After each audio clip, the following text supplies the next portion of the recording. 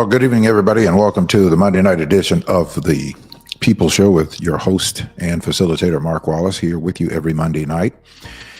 We want to grow this program. I want to thank intellectualradio.com for allowing us for this time to be here and to share with you.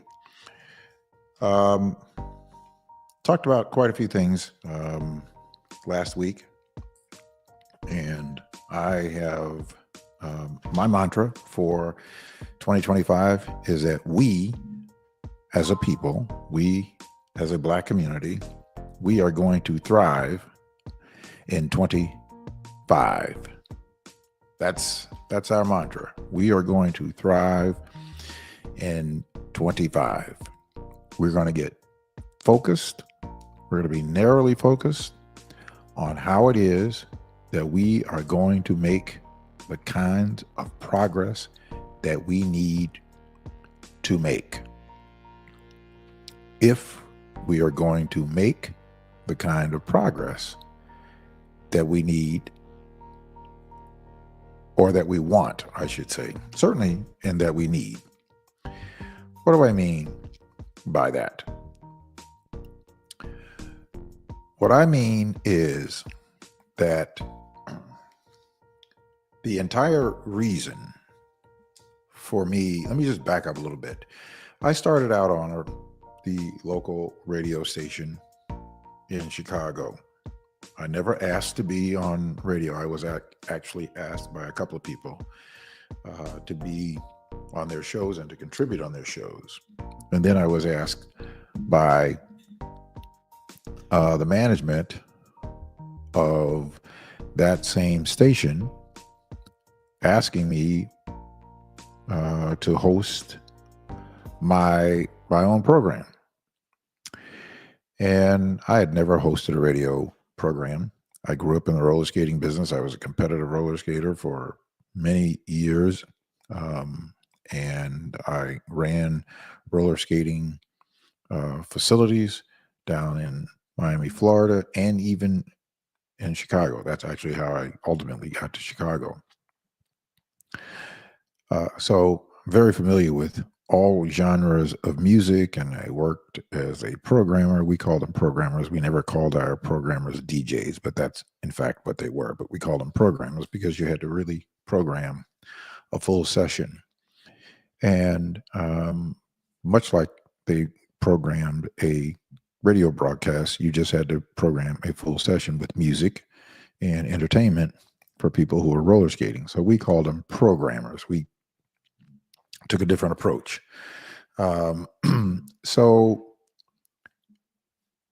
I have some experience on working behind a microphone and that sort of thing and talking to people, but I had never had any type of radio broadcasting training or anything like that. But came to Chicago, and all those years later, got involved with getting active politically and socially and all those things. And one thing just sort of led to the other. And so I started doing a talk show on the local Black radio station, Black-owned radio talk station in Chicago. And I was on for a very short period of time. I had not been on the air for a long period of time.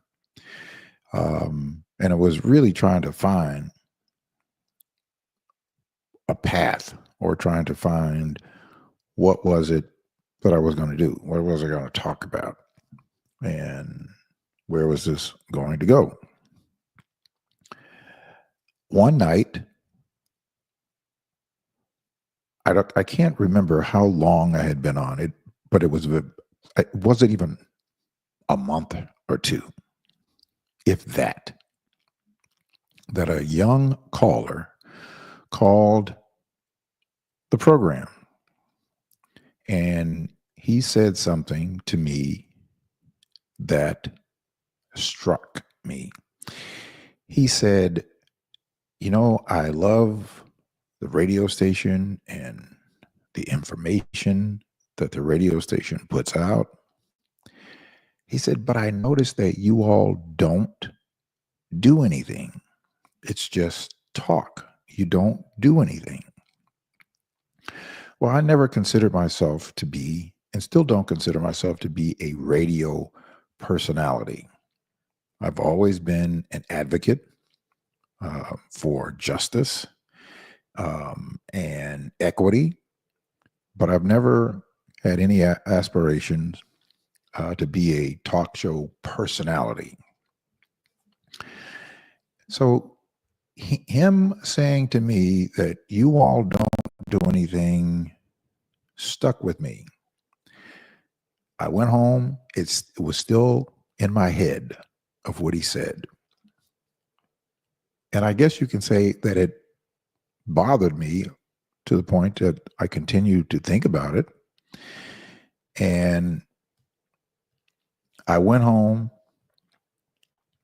sat down, and started to read this book of fables. Just pulled it out, started reading this book of fables. And one of the fables that I had read, you probably have heard about it. It's a tale about this old family of mouse. And it was called Who Will Bail the Cat? And it's a story about this family of mice that had this problem. And this family of mice would have this problem with this cat, and the cat would devour the mice because the cat would sneak up on them, and they had this problem. And so they had a meeting, and they wanted to try to figure out how they were going to deal with this cat. And one of the elders said, well, what we'll do is have a meeting. And then one of the young mice said, I got an idea. We will put a bell around the neck of the cat so that we would have a warning that the cat is coming. And so whenever the cat is coming, we could hear him jingling, ding-a-ling-a-ling-ling. And so that would give us a warning that the cat is coming and we could take shelter. And one of the elder mice said to the little mouse, that is a phenomenal idea. And so they decided that they were going to have a celebration because they had figured it out. And they went on off and had this celebration. But during the celebration, and while they were celebrating, there was this one old mouse that sat in the corner and said, you know, it's a wonderful idea. And I don't mean to be a party pooper, but I just have one question. Phenomenal idea, an ingenious idea to put a bell around the cat's neck.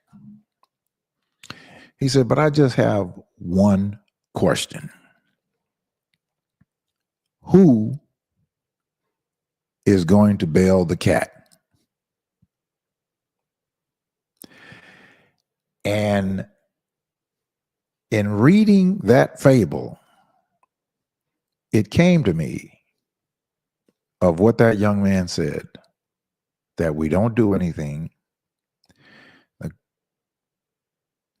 And in the fable, it says, well, who is going to take charge? That's really what it means. Who's going to take on the responsibility to take on this predator? So I started thinking, what is it that is something that I can work on? Then I started to thinking, what was my purpose? My purpose there was I wanted to be in a position to impact public policy. And in order for me to do that, I had to have a platform. Well, I had a platform, just as I have a platform here. But obviously, it was a greater platform because the radio station had a broad reach. You're doing a podcast, you got to build up your participation. You got to build up and hope that you will have more people to be interested in the work that you're doing and that you can grow an audience. But really, I want to grow an audience of participants. I want to grow an audience of people who actually want to do something, who want to make progress for our people. Not grow an audience so that I can be popular. That's not what my interest is whatsoever. Not grow an audience so I can make money from social media. That's not what my interest is. If that happens, it would certainly be resources that we would be using to do the advocacy work that we need to do, not economically. I am very comfortable economically, so I don't do this and never have done it for money. In fact, I never received $1 for the more than a decade of doing radio programs for that particular radio station. And I did a show 6 days a week. You can really say 7 because I was on Sundays with someone else on their program. And I never received $1 because that was not what the purpose was for me. So it's not about money, but I want to grow an audience of people who actually have a desire and a commitment to organizing ourselves together to accomplish progress for our communities across the city of Chicago, the county of Cook, the state of Illinois. If we can do that, if we can accomplish that, we could be a model for the rest of the country of what real power, what real Black power is, how that functions. Organized Black power. Never in our history have we ever organized real Black power. We used to say in the 70s, Black power, James Brown, I'm Black and I'm proud. But we've never organized ourselves together. So I started thinking about what was it? Then I started thinking, what's the one thing that bothers me the most in government, where we were locally here in Chicago? And it hit me. The one thing that bothered me the most, or I shouldn't say the most, but one thing that bothered me that I thought was an unjust, unfair public policy are red light cameras. And so I said, that's it. I am going to use this platform in order to impact public policy. So the management of the radio station had meetings with all of us. And one of the questions was, what is it that you most want to do with your program? And I said, I want to be able to impact public policy. And I told them about the public policy that I wanted. They were reluctant. When I told them that it was red light cameras, they were very reluctant. The program manager and the CEO was very reluctant. They said, well, wait a second. I understand that, but, we put the information out to the audience, and then it's up to the audience to decide what the audience will do with the information. We're not advocates. And I said, well, I'm an advocate. I'm not a radio personality. And so we struck a deal. And I said, look, let's make an arrangement. One of the problems that they had was because somebody on the station had taken up the same issue before, but they did not see it through. They dropped it. And so the radio station didn't want to be in a position of starting something and not taking it to completion. And I said, well, that won't be a problem. I'll give you my commitment that I'll see this thing all the way through. So they said, let us think about it. So they thought about it. And I said, well, we came back and talked about it. I said, look, I'm not getting a salary. You're not paying me. So let's have an agreement. And that could be my compensation. And the agreement was, give me autonomy to do this. And I have complete autonomy over the programming and the content of the program. Well, they ultimately agreed to do that. And so thusly became the issue of challenging the public policy of red light cameras. I called a meeting. At the time, I asked my then pastor if we could use the church on Friday nights to hold meetings. He welcomed us with open arms, gave us everything that we need, gave us access to the church, and we started meeting. First time that we had a meeting, we had more than 300 people that showed up. Had no idea how many people were going to show up. We had no idea what we were going to do and how we were going to go about this. I just called a meeting and we started meeting. We kept meeting every week. And as we kept meeting, we kept organizing and developing plans and strategies. And one thing led to another. Well, we started demonstrating every week. I called for a demonstration every single week that we would demonstrate at a red light camera somewhere in the city of Chicago. Then we started demonstrating on each side of town. So every Saturday from 11 o'clock to 2 o'clock, come rain, snow, sunshine, whatever, for 2 straight years, we started demonstrating, and we demonstrated every Saturday.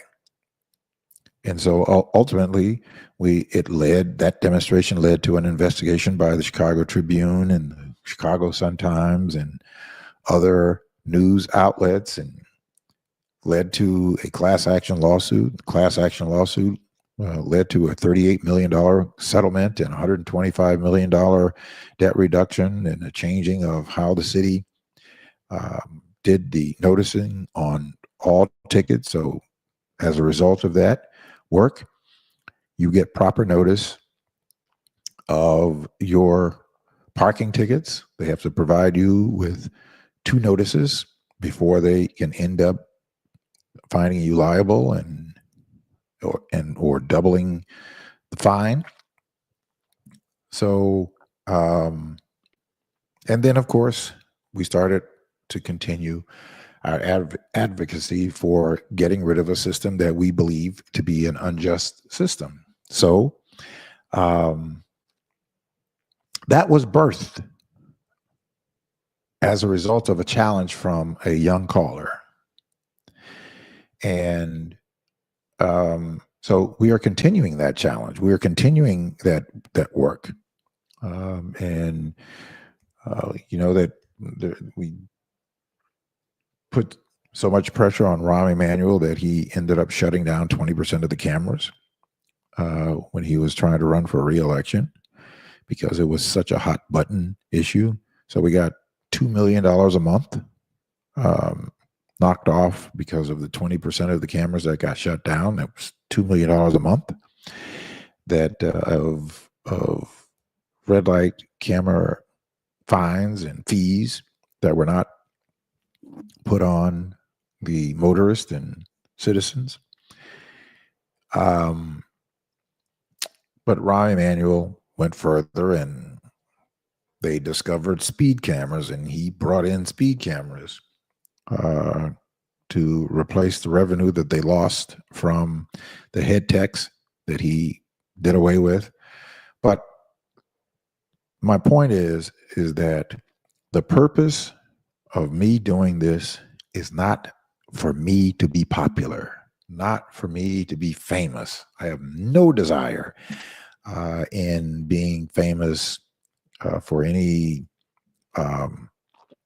egotistical purposes. If that were to happen,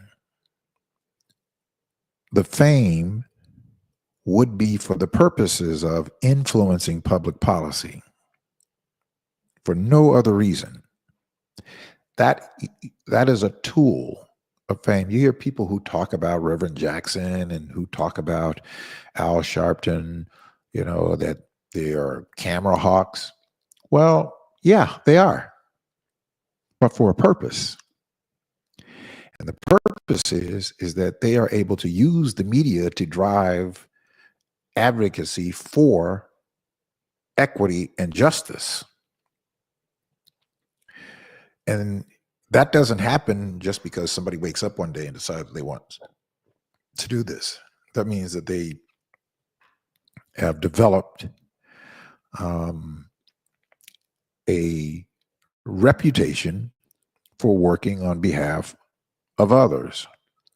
So in that respect, you want to be able to have the media as your partners and to have the media to respond to your call or your press release or your press conference if you are bringing attention to a certain issue, like what is happening out in the Flossmoor area. We got a phone call and they said that they needed some help, and we went out there to help the then chief of police. And now we're involved out there, and we brought awareness and attention to a unjust situation that was happening to the chief of police, the then chief of police out in Flossmoor, which led to the community rising up. And now the community has decided that they're going to challenge the incumbent and challenge the administration in Flossmoor, where Flossmoor has a population of 63%. Well, it's a population of just a little under 10,000, but 63% of the residents there are Black, but 100% of the administration and the government is white. So it's not reflective of the makeup of the community. They've had some things that have taken place there 2 years ago in 2022 or 3 years ago in 2022. Madeline Miller, a woman who the police said that was having some sort of mental challenge that allegedly was attacking or going at a police officer, and a police officer, according to the reports, defended themselves and shot and killed a woman in Flossmoor. Then 2 years later, they hire, a year later, that chief of police resigned, and then they hired a Black chief of police. They did this whole nationwide search, and they had 18 candidates, and Jarrell Jones was the person that they selected. And because Jarrell Jones would not play along the way that they wanted him to play along, they cooked up a reason to get rid of him. Well, that brought raised some eyebrows of the people in the community there. And as a result, they did ultimately dismiss him. There was a lawsuit. We got him some attorneys to represent him in a wrongful termination lawsuit. There was a settlement of an undisclosed amount between the two parties. And he now serves as the chief of, or the deputy chief of police of another suburb out in the southern suburbs. So my point is, that is the purpose of awareness of an advocate or a leader, being able, having some level of credibility that they can reach out to the media, give the media information, and not all the time, but more times than not, the media will respond to those requests to bring awareness. So for that purpose, you do need to have people who have worked and have the wherewithal that could bring attention to a particular situation in order to challenge and critically question what your government is doing. That is the mission and purpose of what an advocate is, and what the responsibility is to be able to hold people accountable to making sure that there is fairness and there is equity and that there is justice. You always have to fight for that. That is a part of our democratic process. That is a part of our democracy. And a part of that is that we have to be responsible for holding people accountable. So that is what my mission is. My mission is not to become famous so that I can sign autographs. I no more want to sign autographs or think that there's anything valuable about my signature unless it's on a check, or valuable about anybody else's signature to me unless it's on a check. Now, there was one, as a side note, there was one autograph that I didn't get it. My mother got it, by Jackie Robinson when I was a little boy. I don't know if I was 9 or 10, somewhere around there. But we stopped off at a 7-Eleven store after she picked me up from my great aunt and uncle's house in Coconut Grove, Florida. On our way home, stopped at the 7-Eleven. And, like a little kid, I'm running around the store looking for some toys or candy or something. And my mother was standing there talking to some man. I don't, didn't know who it was. And, she got his autograph. And years later, I learned that autograph was the autograph of Jackie Robinson. Well, the autograph ended up being stolen, and some years later. And of course, years later, I learned who Jackie Robinson was and his significance. The only autograph that I have ever had in my life, but I didn't get it, my mother got it, but the only autograph that I would love to have back was that autograph of him signing my school tablet, and he signed it in pencil for my mother. I would love to have that autograph back. I would have it in a frame and have it on the wall someplace here in my office. So, but outside of that, I've never asked anybody for an autograph. I have like zero interest in autographs whatsoever. If I really wanted to have an autograph, I'd probably want, well, I do have one by Jimmy Carter, who's my favorite president. When I met him in 2015 at his book signing that he did at the University of Chicago. I have that one. And if I could have gotten the autograph of Dr. Martin Luther King, who, you know, was assassinated. These are some people that I would love to have an autograph from. But outside of that, there is no other person that I have any, famous person or whatever. I have no interest in getting their autographs, none whatsoever. Not even taking pictures with people. I don't have a single picture with, any of the people that I have come across in my life. Now, except for I know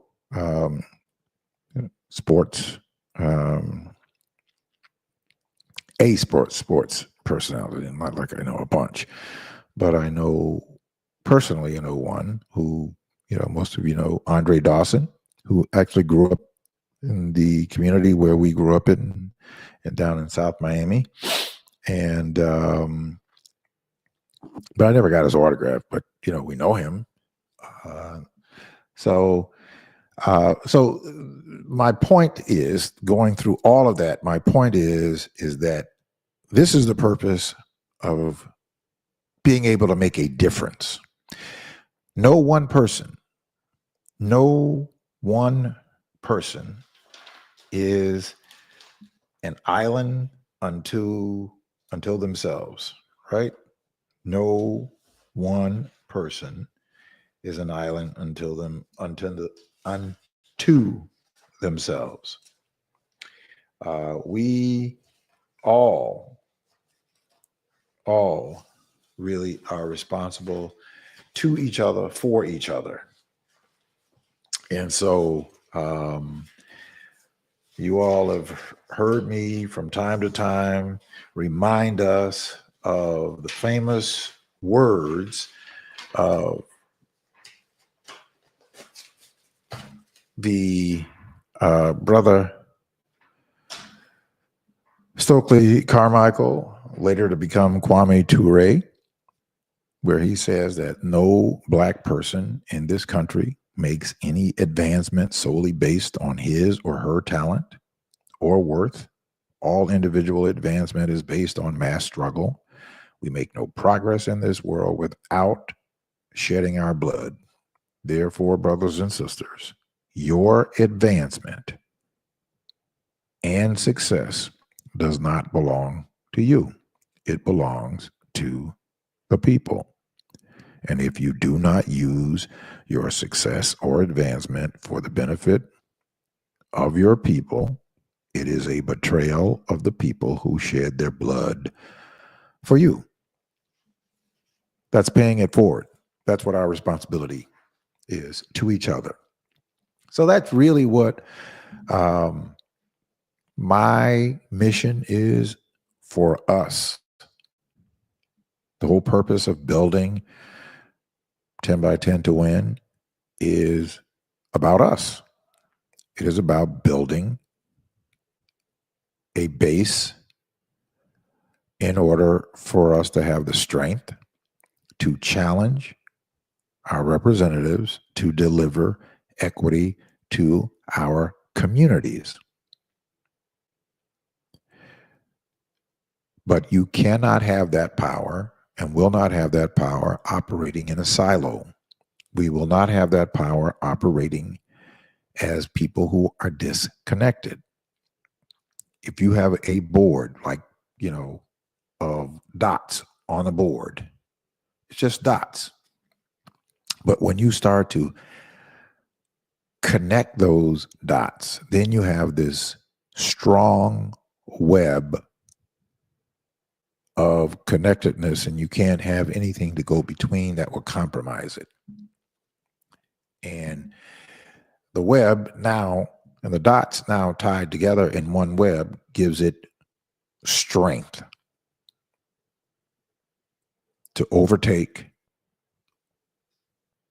or to overpower something that is trying to compromise the web. So it's somewhat of a blocker. So that is what our mission has to be.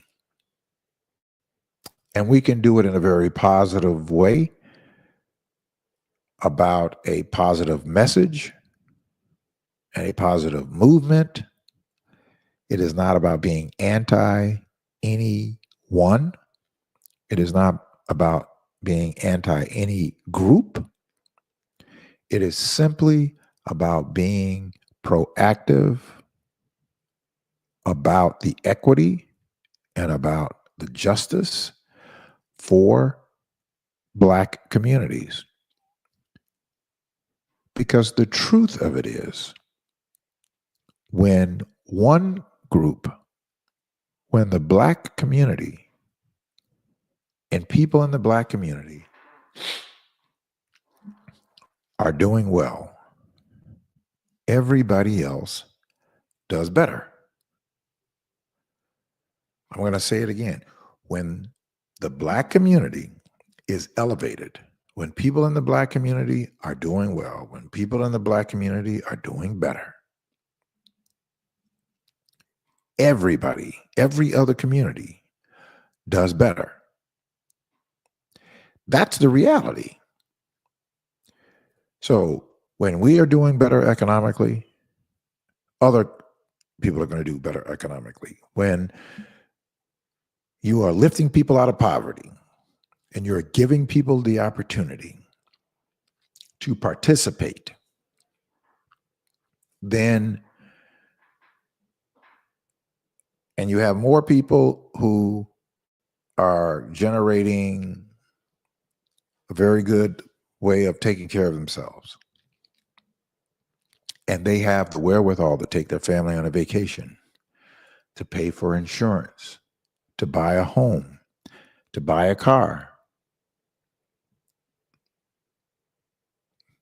for leisure activity and things like this.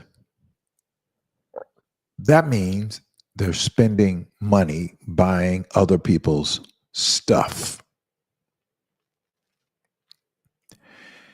As a result of more people who are doing better and they're able to participate in the economic mobility and to strengthen our communities, then that means that the people who sell the products and who sell the goods and who sell the services are doing better. So we're not, and I don't know of any Black person or Black group of people anywhere that is interested in overtaking any other ethnic group, whatever their beliefs may be.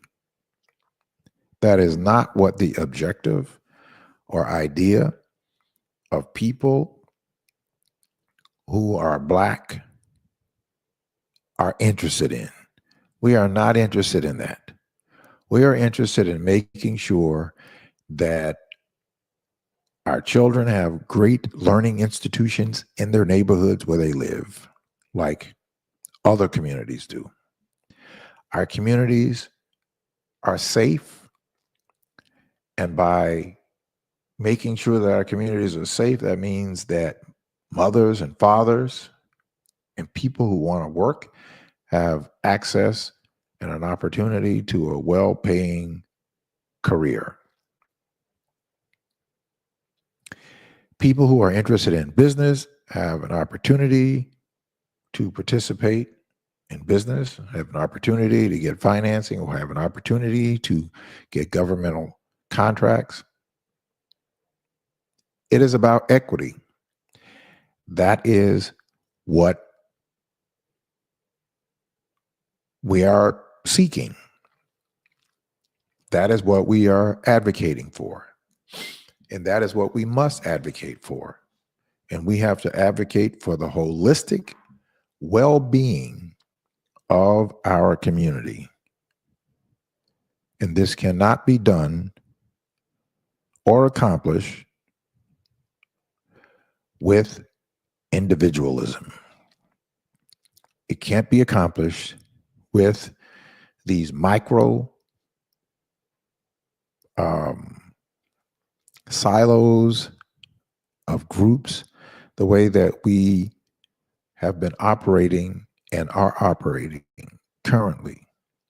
Not to say that the work that you are doing is not important. The work that you are doing is very important. If you're working on education, if you're working on housing, if you're working on health, if you're working on criminal justice reform, if you're working on the environment, all of these areas are critically and vitally important. But you have to have power in order to make the kinds of accomplishments that's needed for those areas that you're working with to get the resources and to make sure that the people who we have entrusted with our government are delivering.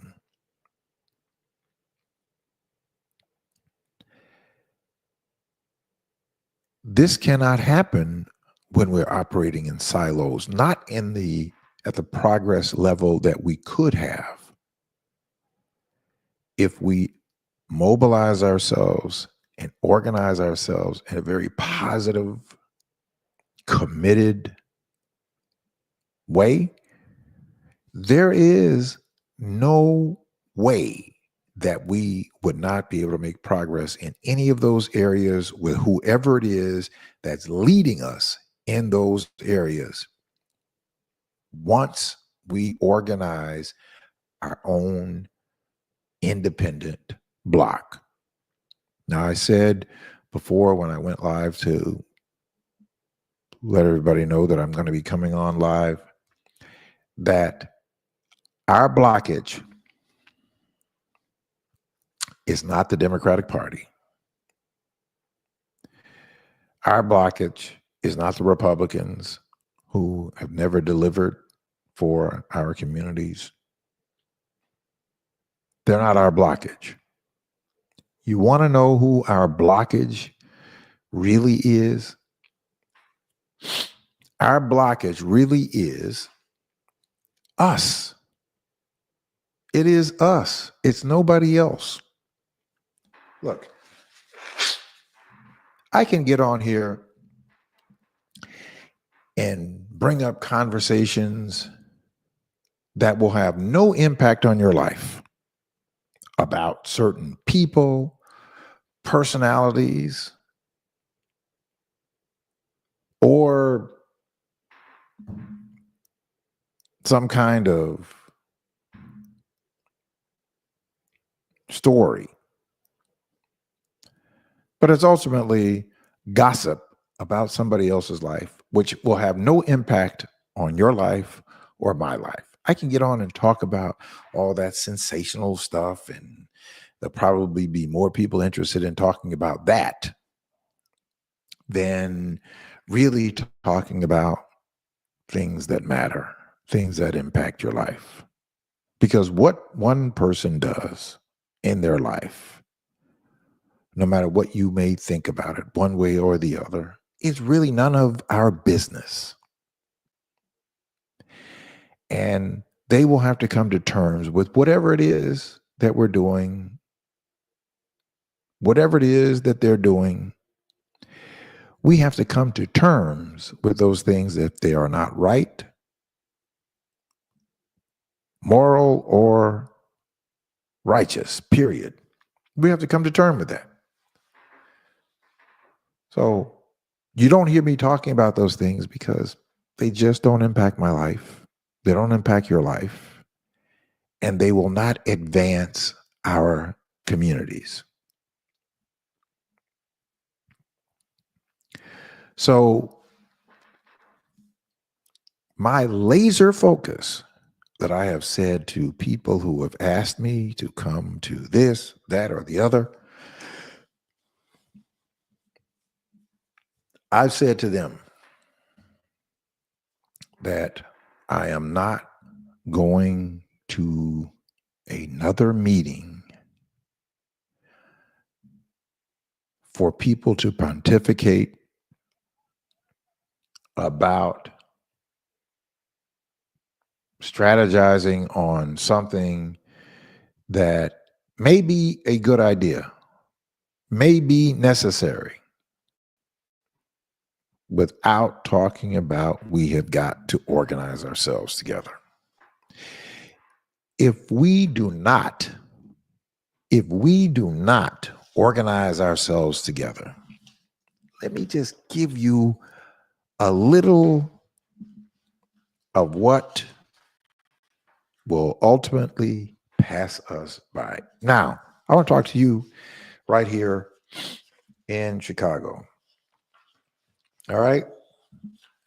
And in Cook County and in the state of Illinois.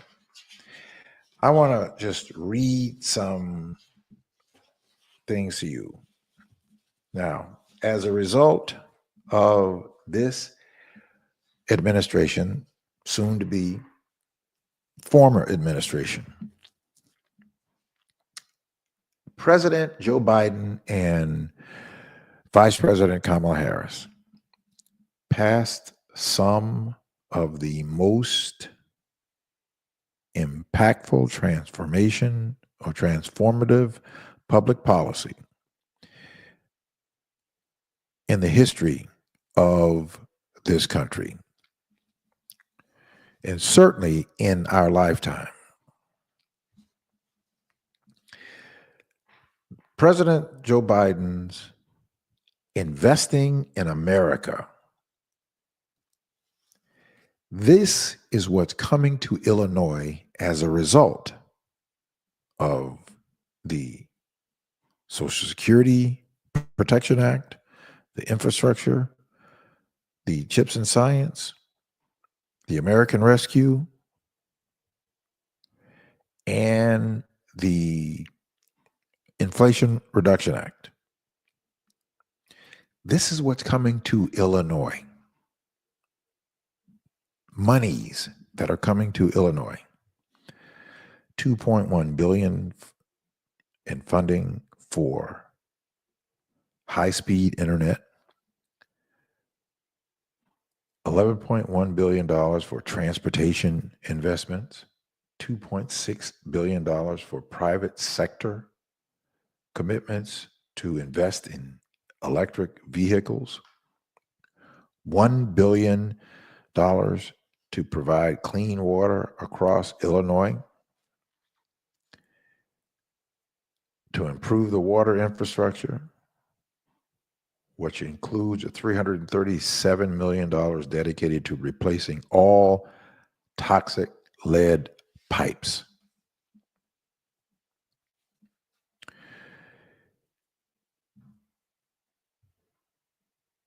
The Chicago Union Station will receive a total of $94 million across 2 projects to upgrade to its passenger rail platforms.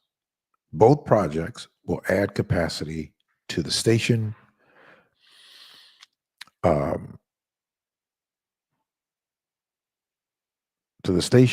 reduce delays, and to prepare Chicago Union Station for the future rail expansions and increased service. The city of Chicago has been awarded $144 million to rehabilitate 4 bridges over the Calumet River on the south side of Chicago. The Department of Energy awarded up to $1 billion to Michigan, Illinois, and Indiana for the Midwest Hydrogen Hub. This hub will produce clean hydrogen from renewable and nuclear energy and natural gas with carbon capture.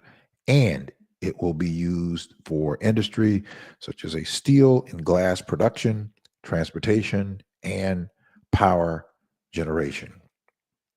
The U.S. Army Corps of Engineers is investing $829 million in the upper Mississippi River system, which forms the Missouri, Illinois, and Iowa border to strengthen supply chains and make it easier to move critical goods like grain. The project will build a new 1,200-foot lock and modernize existing locks and dams. That's $829 million. This is all coming to Illinois as a result of the Biden-Harris administration. This is coming to Illinois, which means it is going to produce tremendous opportunities. This is the money that's coming to Illinois, not any other state. Other states are getting their funding, but I'm talking about what's coming to Illinois. It's important that you be informed about this, about the facts and about the resources of what's actually happening, not somebody's feelings or opinions of what their ideas are that are not rooted in anything. Not who's sleeping with who, or who has got this problem or that problem. None of our business. None of our business. So let's talk about the infrastructure. $15.7 billion that was passed in the infrastructure law funding that has been announced for Illinois. 488 projects. 488 projects. $11.1 billion for transportation, $6.7 billion for roads and bridges, $2.9 billion for public transit, and $494 million for the airport, $268.6 million for ports and waterways, $1.6 billion for high-speed internet, $982 million for clean water, $337 million to replace toxic lead pipes, $249 million for clean transportation, $107 million for EV charges, $52.1 million for transit buses, and $90.3 million for clean school buses, $239 million to clean up the legacy pollution, $1.4 billion for resilience. These are dollars that are already appropriated, that's coming to Illinois. My question is, what are we going to do to make sure that our communities get an equitable share, not some $1 or $2 million? That sounds like a lot of money to one individual person. But when we're talking about a constituency and a community, it's petty cash and what's needed in the communities. So we must, if we're going to make progress, maybe we don't want to. Maybe you don't want to. Maybe I should be asking that question. Maybe you don't want to. So I tell you what I'm going to do. I am going to open up the phone lines. I'm going to open up the phone lines. And I want for you to call me. Okay. I want for you to call me. And let's see, where are we here? I'm going to put the number up, and we're going to get started with your calls. But I want to get your um, I want to get your comments about positive now. We're talking about positive. We're not talking about, oh, let me make this, because we get easy for us uh, to do things like this. All right. Okay.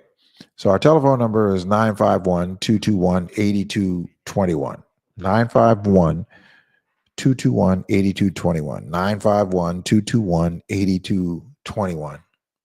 I want you to call me and talk about what you're willing to do. Now, this does not require, if we build this independent block across all of our neighborhoods, across all of our wards, across each of our districts, then, and we pick up 5 or 10,000 people in each one of those, and we build the platform of 10 by 10 to win our own Black political union. So if we're looking at the 20 wards where we largely live in Chicago, and we talk about 10,000 people in each ward,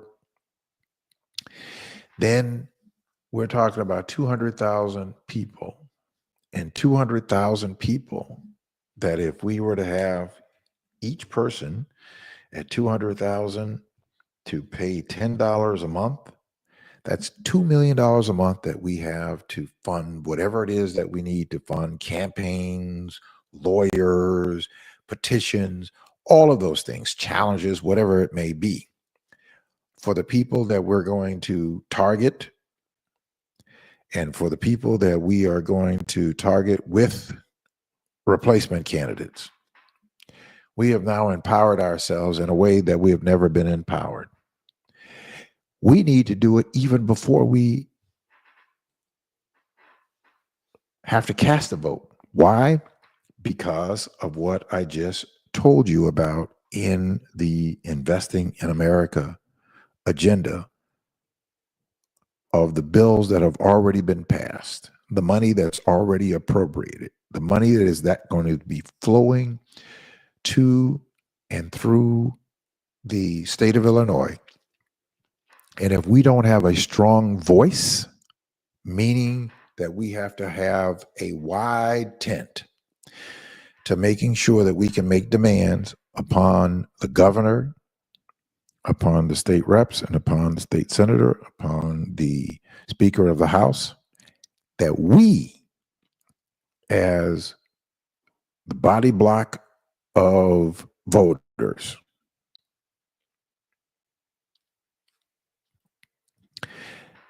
that we have the power to make the kinds of demands from the governor and the General Assembly to respond to our communities.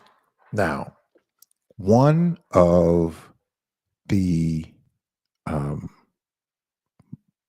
most important projects that I have been working on, now going on almost 7 or 8 years.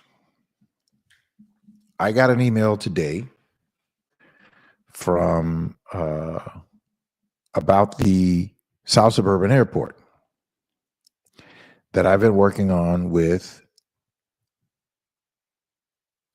Del Marie Cobb, and of course the Congresswoman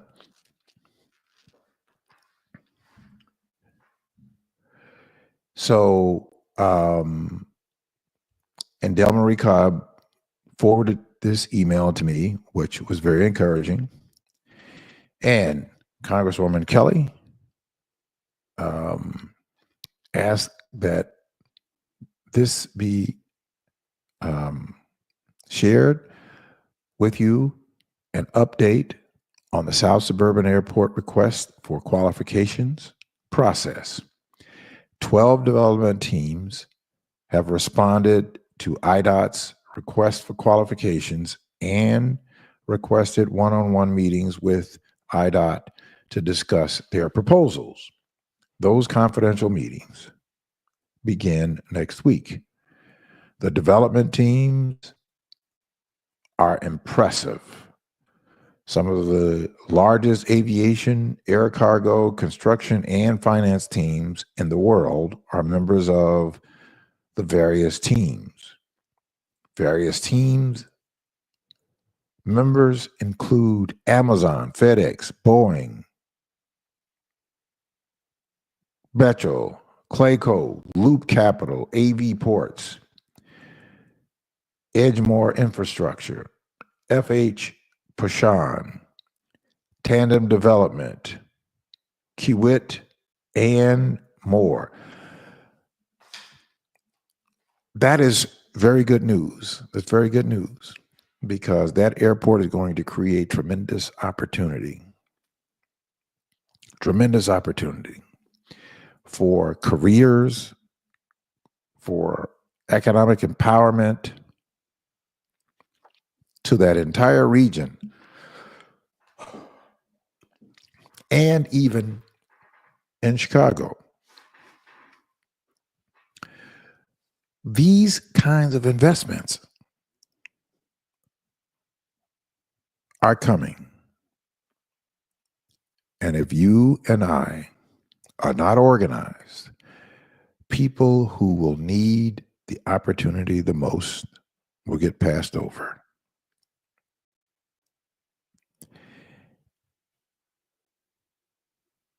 That just makes it more critical, makes it much more critical for us to engage ourselves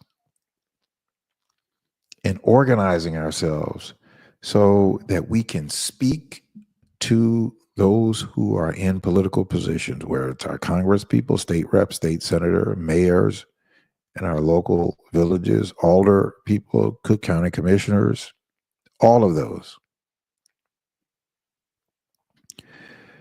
We have to be in a position of power in order to do that. You're not going to be in a position of power with 3 or 4 people.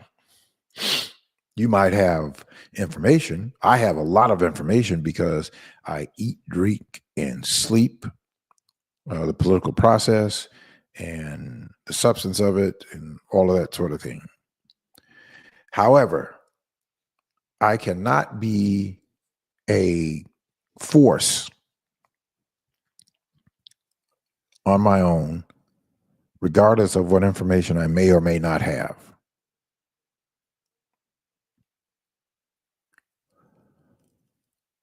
But what we can do, not I, but what we can do is to mobilize ourselves so that we can bring people together. Those people who trust you, those people who you know that you could go to, 10 people that you know that you can go to, and you can say to them, look, I am joining up with this group where we are amassing a strong Black political voice. I'm asking if you would do the same. See, you have 10 people that you could talk to, and more than likely, those people will respond to you because there is a proximity and a familiarity between those people and you, than me saying the exact same thing to the exact same people. The response would be very different for you than it is to me, because they don't know me. but they know you and they trust you. Thusly is why it's called 10 by 10 to win, because each person knows somebody, a few people that trust them and will go with them based on that trust without even necessarily understanding everything that's been said to them. But because they trust you, they're going to go along. That's the intended purpose.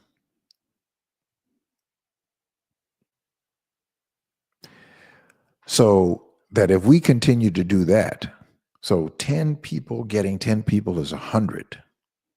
That's one time. 100 goes out and gets 10. That's 1,000. That's two times. The 1,000 goes out and connects 10. That's 3,000. The 3,000 goes out and connects 10. It's now 100,000 people. 100,000 people. You do it one more time, and guess what? 100,000 times 10 is 1,000,000 people. We can absolutely meet that objective. We must meet that objective only if we want to win. If you don't want to win, I understand. Then we don't have to meet that objective. And we won't meet that objective.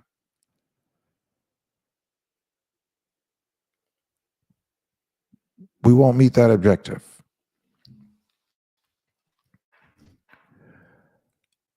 But if we are going to move the needle forward in a very big way, I'm not talking about a small way. I'm talking about where we have Black people, mothers and fathers who may have been deemed to be unemployable, but that there are companies that's been attracted to come to Chicago proper and Southwest.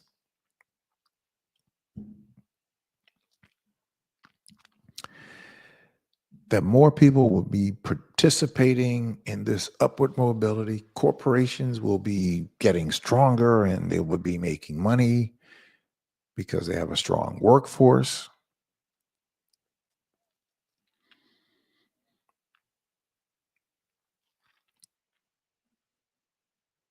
Absolutely. Absolutely. We can make this happen. We can surge ourselves beyond all of the rhetoric. All of the rhetoric. I get it. I know how bright most of us are. I understand that.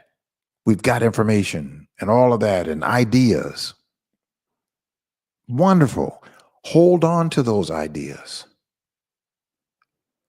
But in order for those ideas to flourish, to come to a real fruition, we've got to take and have the positive attitude that we are going to grab this bull by the horn and we are going to make it happen. We are not going to satisfy or be satisfied with somebody telling us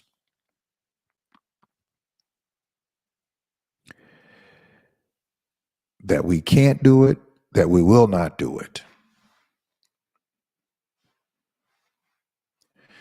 And it's not based on anything other than our sheer will for the empowerment and the enrichment and the equity and the justice for our communities. Look, we do this here in Chicago and the Cook County, Chicagoland area, and we do it in a very powerful, massive way we will be an example for the rest of the country. Now, mind you, there are places where people don't have the kinds of population that we have here. But guess what? If we use our strength here, if we organize ourselves together here, we could help and aid to be a voice there for somebody who may not have the equity in terms of background that we have. There are just some tremendous possibilities. I mean, likelihood. This does not happen only because we didn't do it, not because it can't, not because somebody's trying to block us. And even if they're trying to block us, they can't stop us. The only people who can stop us is you and I. We're the only people who can stop us from progressing to doing what we are talking about. Just you and I. And anybody else who sees it and won't participate. Now, it's astonishing to me. It would be astonishing to me that we see all of these things happening, positive things happening, that we are not going to have a real equitable share because we didn't do the one thing that it takes to make us powerful, to make those kinds of negotiations and to make those kinds of demands, and making sure that the people in our communities, the poor people in our communities, have an opportunity. The mothers, the out of work fathers, the out of work teenagers. Did you know that 48% of Black males between the ages of 18 to 25 in Chicago are out of school and out of work? 47%. Their white male counterparts is at 6.5%. We can't let that stand. We can't let it stand. It has got to be only the one answer, you and I. It's not going to be anybody else. It's not going to be anybody else. And we sure cannot depend on the people who are currently in office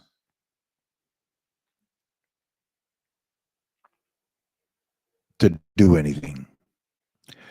Well, when I say do anything, I mean to do anything on their own without there being some sort of a motivating factor.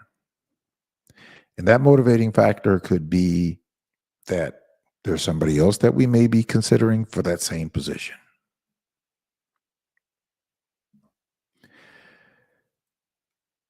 But the motivating factor should be that this work, we can transform lives, transform conditions, reduce the kinds of carnage that is produced as a result of this disinvestment for more than 40 years of these communities.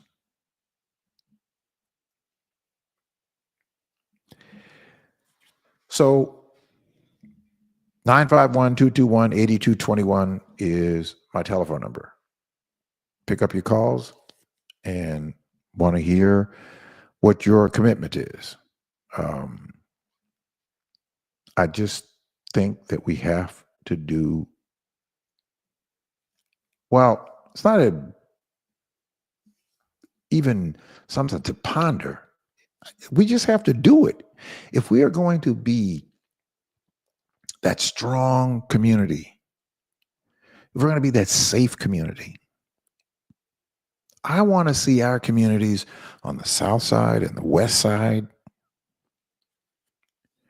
wherever we live, I want to see our communities as welcoming communities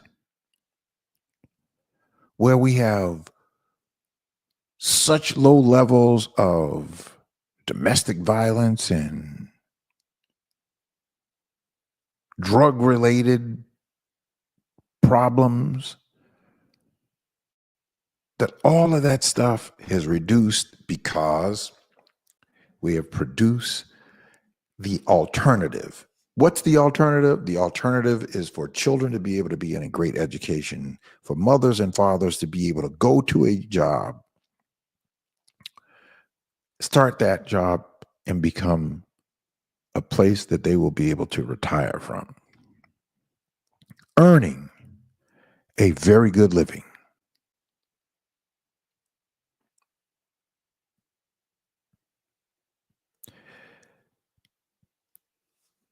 That's what my mission is. That's what our mission has to be,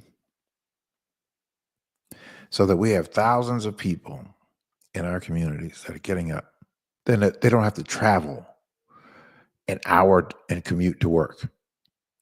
I mean, we want to put ourselves in a place to where we can say to our mayor, we can say to our governor, hey, those corporations that you are going to Rockford and all these other places, if you can't get those corporations to come to our community, then we have to hire somebody else who sees that vision and who will respond to that concern.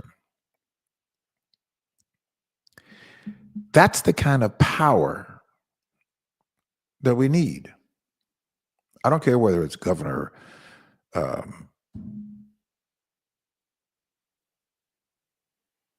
Pritzker. I don't care if it's Brandon Johnson. I don't care if it's Tony Pretwinkle. I don't care if it's Nelson out in Flossmoor. I don't care if it's Tiffany Henyard. I don't care who it is, Congressman Davis. I don't care who it is. And I'm not naming these people because, I'm anti them. I'm just simply putting, these names and faces to the reality of what it is that we're faced with. And if in fact we are not willing to hold those people's feet to the fire, if we are not willing to do that, but in order to hold their feet to the fire, this is not just getting out in front of their offices, holding up signs, yelling and screaming, that kind of protest is necessary. But imagine, even if we had to do a protest and we had a protest and we were on the streets and we had 4,000 or 5,000 people protesting, we would draw every news station, local and national, maybe even international. So all of this, again, all of this is about organizing ourselves together. We organize ourselves together, then we put ourselves in the place of power, that we can determine and self-determine the interest of our communities. This is not hyperbole. This is not hyperbole. This is not Pollyannish. This is applicable only and conditional only if, in fact, we do what we need to do and we're able to encourage and mobilize others to participate the same. Now, maybe Somebody will say, well, black folks ain't going to do anything. Yeah, that's not where we are. As I said, we're going to thrive in 25. What does that really mean, that we're going to thrive in 25? That means that you and I are going to take off the old procrastination and we are going to discard of that. We're going to discard of anything that is negative working in our minds and working in our heads. We are going to purge ourselves of that. And we are going to look straight ahead and we're going to say, this is the direction that we want to be in. And in order for us to be in that position, this is what we have to do. Period. That's what we have to do.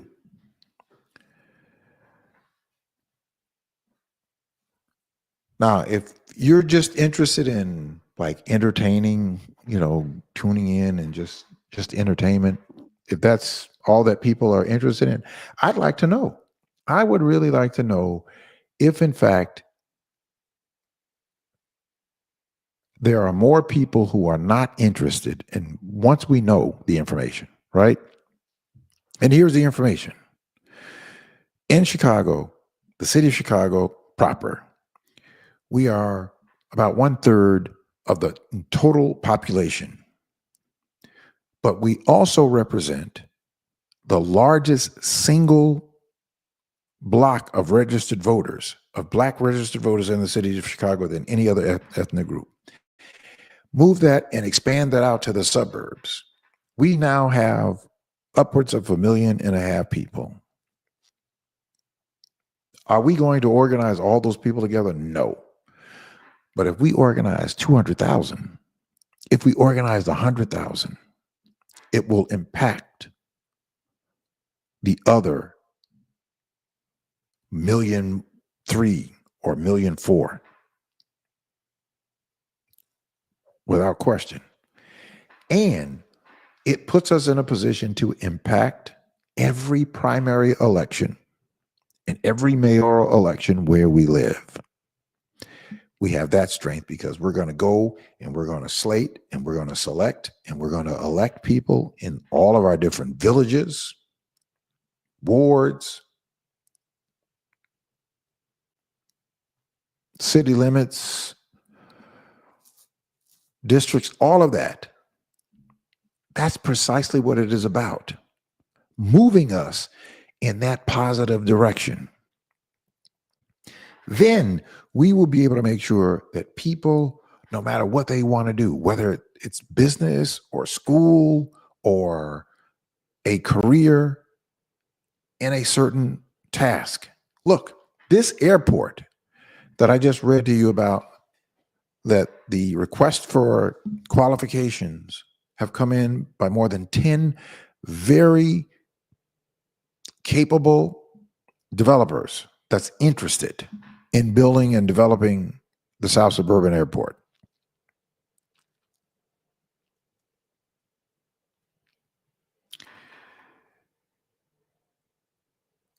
That is going to create more than 15,000 jobs in the first phase. Businesses, opportunity.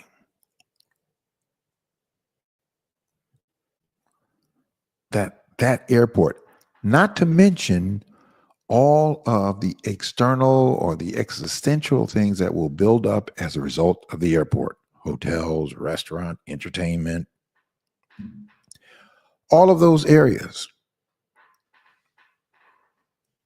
are going to build themselves up.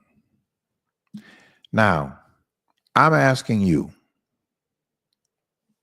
those of you who may be watching and listening and sticking with me, I am asking you for your commitment that you are going to participate with us, that you are going to commit yourself to participating, to building this strong infrastructure,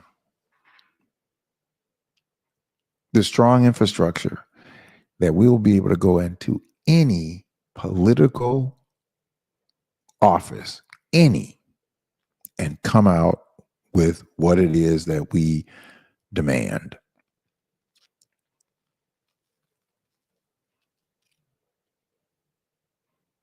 That's it. There is no way, if we execute, there's no way that we are not successful. There's no way that you're not successful. If you're one of those persons who want an opportunity to do something, business, whatever it is, if you're one of those persons, then you would do well. Listen, I don't like making false promises. Let me just say this, because I don't want to coax anybody to participating. I would hope that it is because you're understanding that you are important to the advancement and the elevation of the people in our community and the people where you live.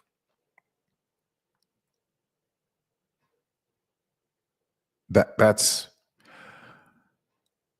it. So I don't believe in gimmicks and all of that sort of stuff. And the first 10 people, the first 20 people, the first 100 people to do this, get this. I don't believe in any of that. And the reason why I don't, not that I don't believe it when you're having fun, that sort of thing, but I don't believe in that for our own sanctity, that we have to have gimmicks. In fact, I hate gimmicks because I think they're insulting, and I think that they basically insult people's intelligence.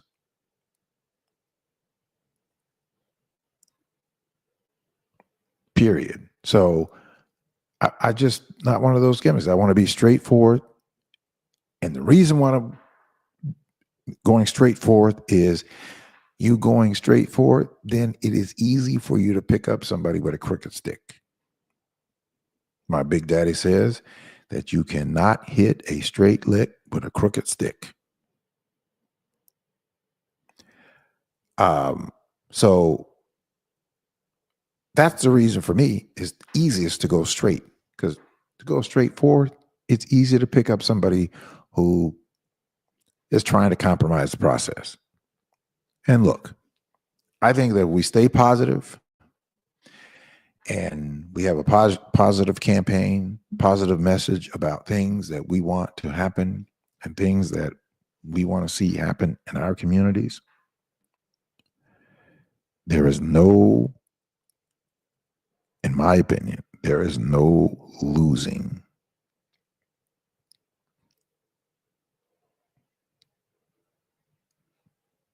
There's no losing for us. So, and this, I can guarantee that if we were to build our own union, think about this. Do you know that the Chicago Teachers Union only has 30,000 members? The United Working Families, I think it's upwards of 500,000 or better. Largely, the United Working Families is largely made up of people from Hispanic community. There's a few whites. There's a few blacks scattered about. That's fine. The United Working Families is head up by the president of the Chicago Teachers Union. Stacey Davis Gates is the president of United Working Families. It's not a bad thing. I'm simply showing you how they connect the dots. And what I'm saying is we have to connect the same dots. See, the Chicago Teachers Union and the United Working Family is its political arm.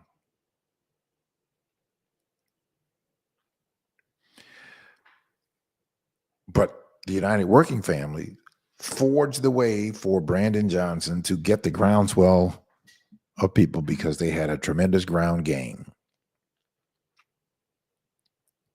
And what I'm saying is we only have to repeat the same thing, but we could be far more powerful because there's far more of us than there are in the United Working Families, as well as in the Chicago Teachers Union. And all I'm saying is that we don't have to reinvent anything. All we have to do is just agree to organize ourselves together.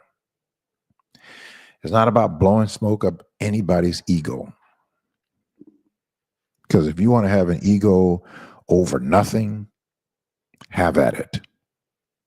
But I'm sure that that's not where you want to be.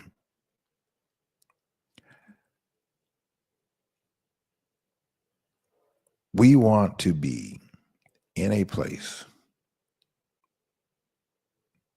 where I likened it to this, that I long for the day to see mothers in Black communities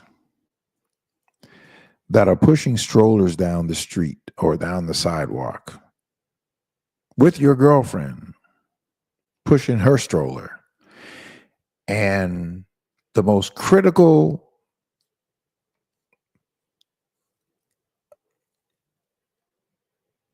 idea that you have is,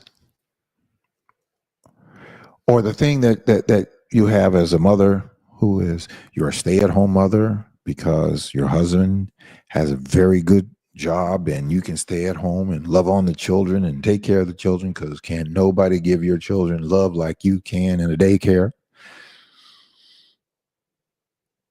But what's critical is that you're going to be thinking about, what birthday party do I have to take this child? And I got to take this one to soccer practice and this one to this. I want to see you have those kinds of moments. I want to see that all over our communities, and we can.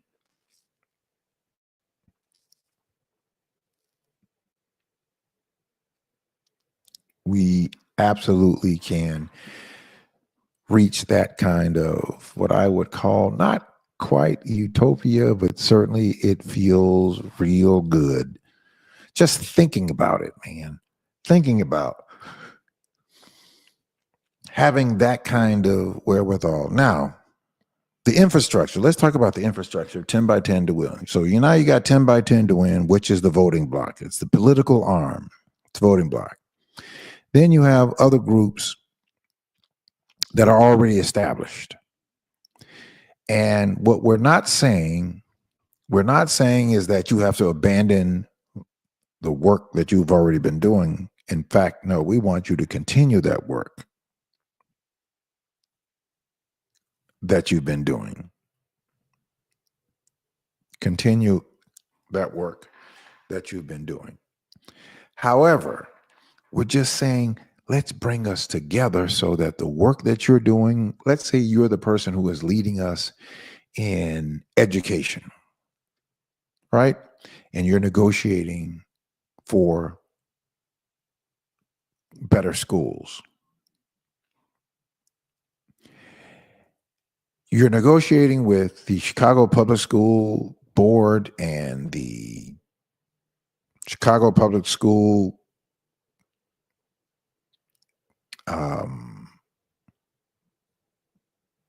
CEOs, right? But ultimately, you're really dealing with the mayor because they all now are responsible to the mayor. So we go to the mayor and we say, Mr. Mayor, this is what we would like to see. This is what we would like to see. And if if we can't produce this, we understand. If that mayor is interested and wants to be mayor for another term,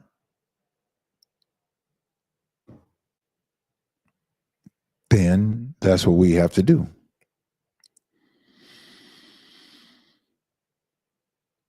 That's how it works.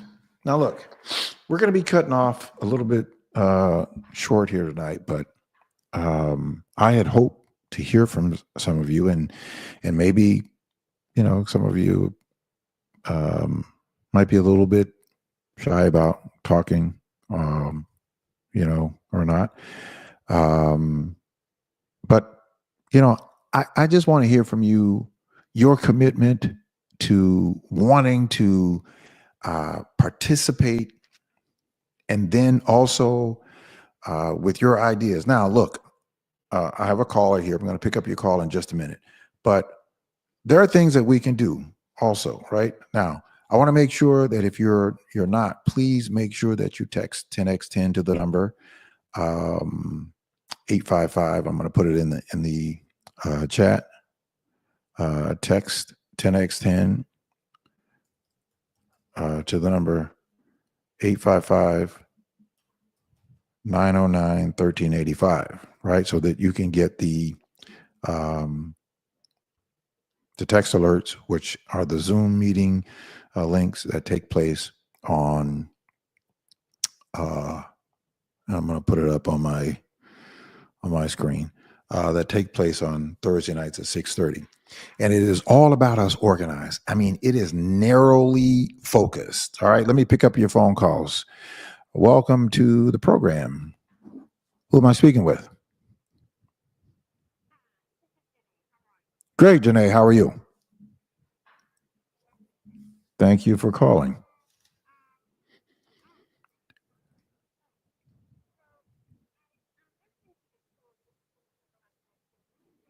Mm-hmm.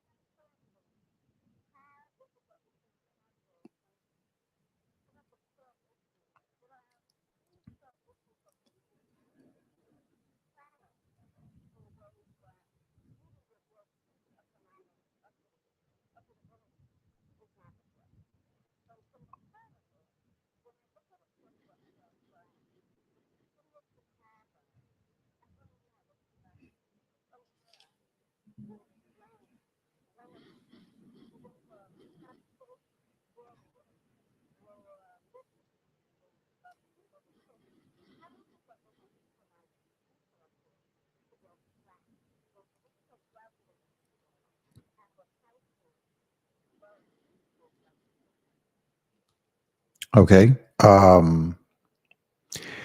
The way that,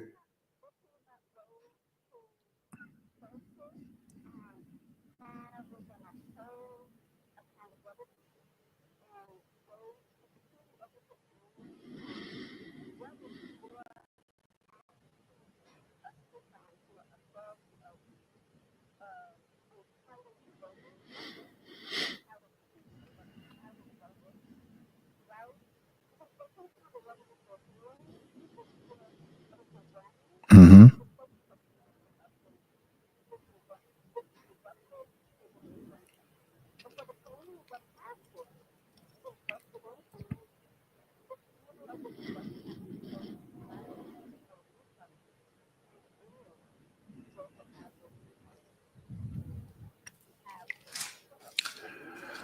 Okay, so let me address your question, because it's very simple.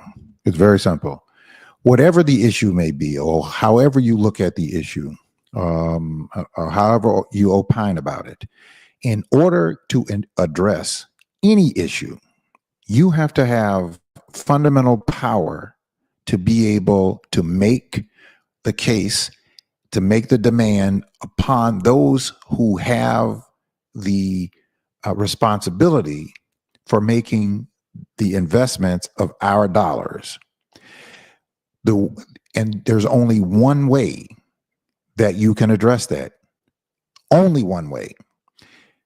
We must, and the purpose of that is why we must organize our own independent block of voters from our communities that we have as our own union of voters on any issue. The methodology is the same, whether it be education, whether it be economics, whether it be housing, whether it be health, whatever the issue may be. The fundamental does not change. And the fundamental is that people who are in position, before we ever got to a ballot, when we organize a union of a block of voters that we have never done in the history of our existence, when we do that, we now have the power to be able to, whoever the person is, let's say it's you, Janae, that you are leading us in the issue that you just raised a question about. Now that we have, hold on, that we have our voting block of 10 by 10 to win, and Janae is leading in the area that you talked about. And so I'm going to just call that, let's just say it's education that you're talking about. And that now,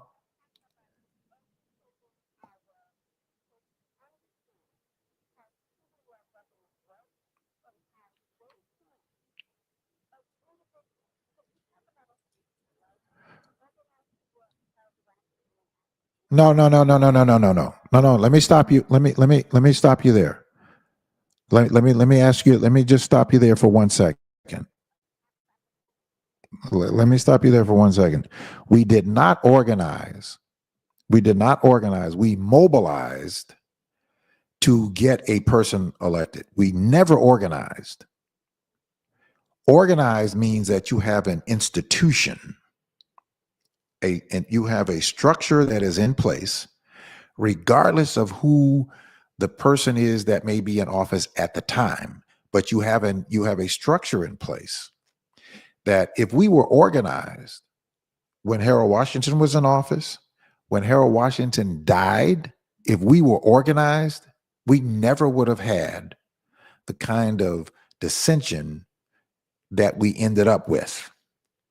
We never would have ended up with that. So we were never organized. I understand what you think. We mobilized, but we never have been organized. There is not a place on record where we have ever been institutionally organized. Our problem is that we are putting the cart ahead of the horse. And you cannot put the cart ahead of the horse and expect for the cart to be successful without making sure that we're doing the first thing first. We can do all of those things. We can educate all of those things. We can provide people with information that they need to have. But we are never going to make the kind of progress, and we're never going to get the kinds of resources that we demand about getting if we do not do the first thing, is to organize ourselves together to say, okay, we're going to have our own union so that we can educate the people in our communities to understand this is how they need to understand how government works in this particular area, in that particular area. We can do all of that. And we have the people within the diaspora of our community who have the know-how. We have the people who have the information, the intelligence. We have all of that. All we have to do is we start connecting the dots and bringing ourselves together. And as we're bringing ourselves together, we're also bringing all of that intelligence and all of that information together so that we have, if we need what you just pointed out, we need that, we can point to the person who can lead that area of information, who can lead that area of educating people in that particular area. It is about organizing ourselves.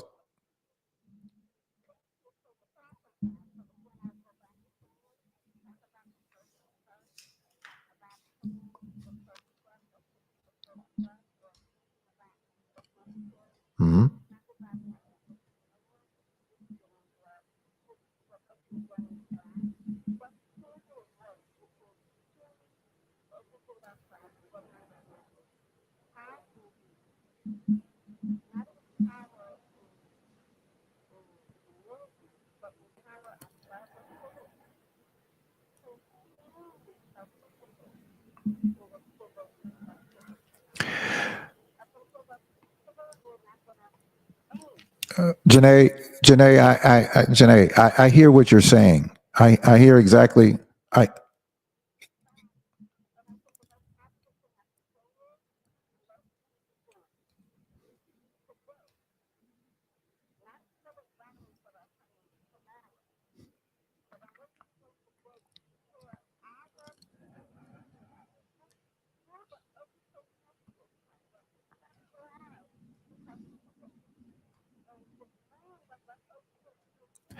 Let me ask you this, Janae. Let me ask you this.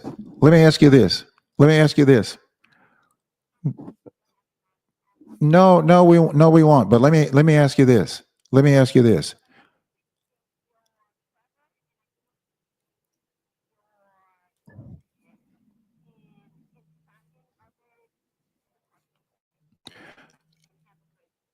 Okay.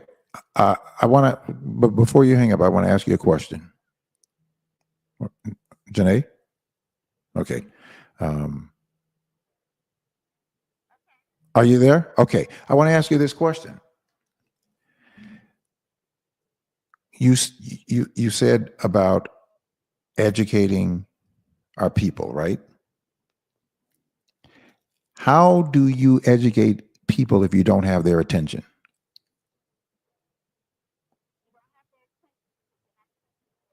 No, I'm asking you, how do you educate them if you don't have their attention?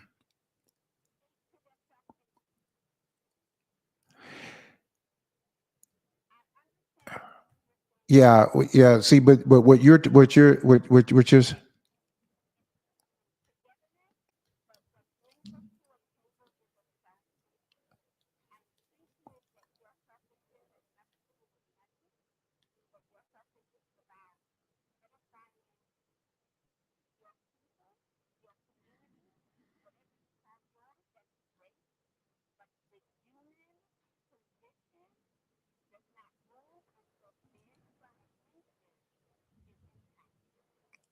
in order for you to in order for you in order for you to impact your self interest, you have to have the power in order to move whatever your self interest forward.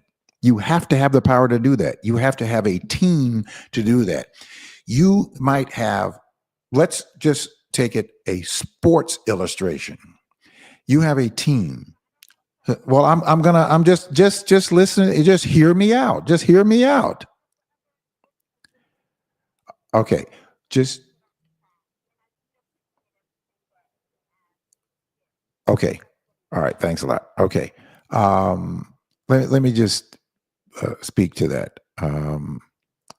That when you talk about self interest, when you talk about self interest, we have to have an approach to where there is a common interest. If you just have 100 people who are just talking about, well, I'm not going to do anything unless this is about the what's important to me and only me. Okay, well, if it's only important to you, and that may be very important, but you need help with your self interest, you need help with moving that forward, there has to be some strength behind that. And the strength behind that has to be that that particular interest, somebody can advocate on your behalf. But in order for that person to be able to advocate on your behalf, there has to be some power behind them, which means that who they are advocating to that particular interest before the people who are in offices, whether it be a mayor, a governor, alderman, state rep, state senator,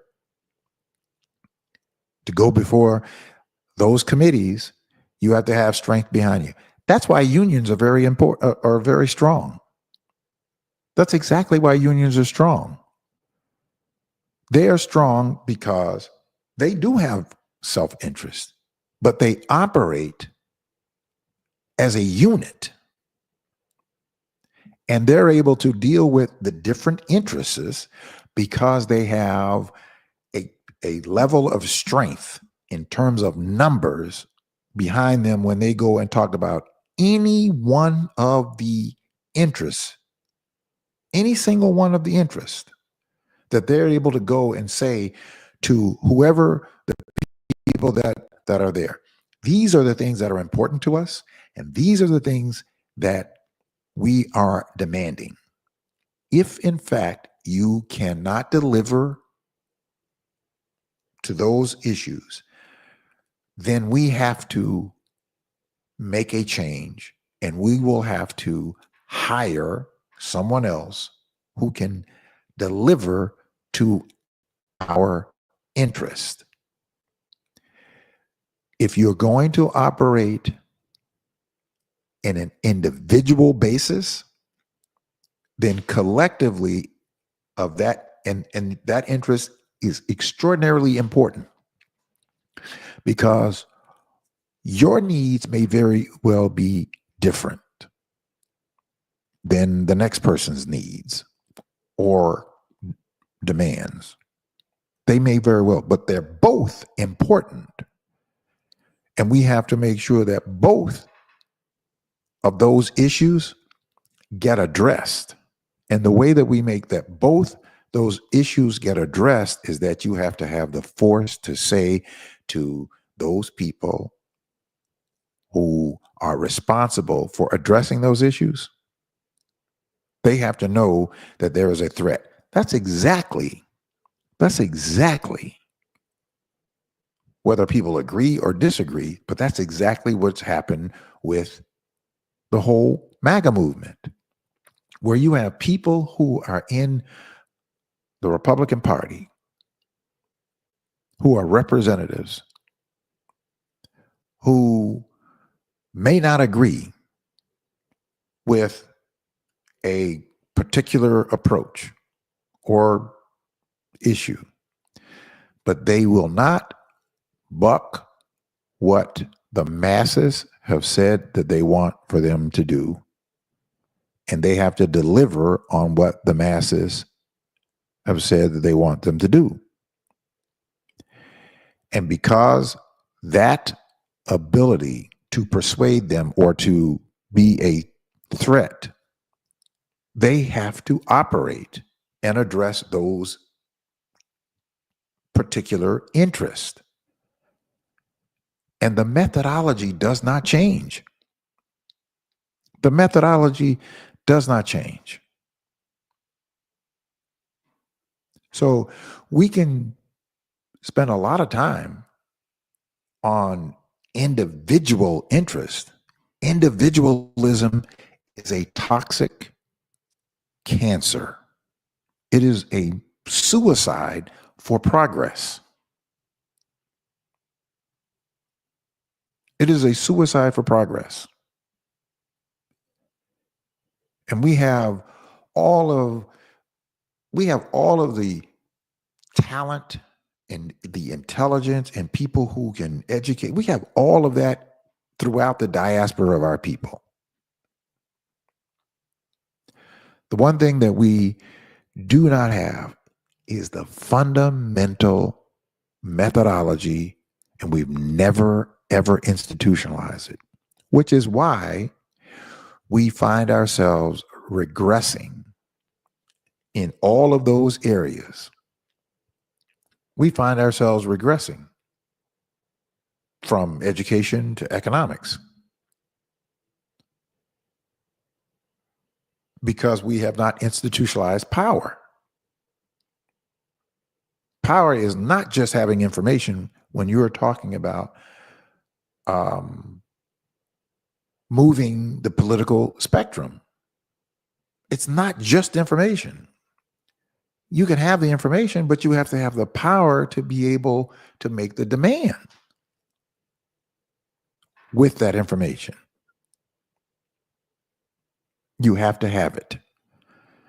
And if we do not amass it, then what we will continue to do is to make incremental progress in areas that we can't even measure.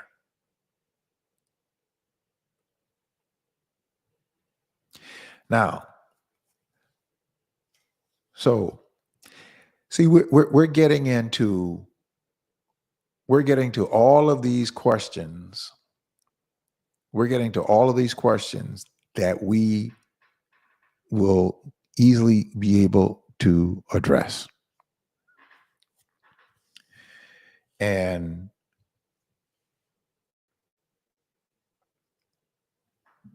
it doesn't matter. It doesn't matter to any of those if we are not going to do the one thing that's needed to do in order to address any of the questions that are important.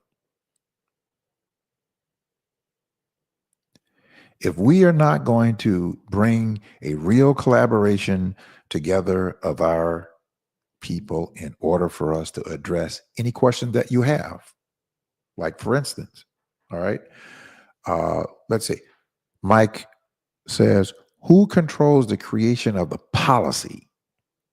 Controls the direction of the people. Not sure if that's a statement or a question. No, he who controls the creation of the policy controls the direction of the people. All right, so let's take that. The people, meaning us as the people, if we, the people, bring ourselves together and we, the people, are saying to whoever, Chris Welch,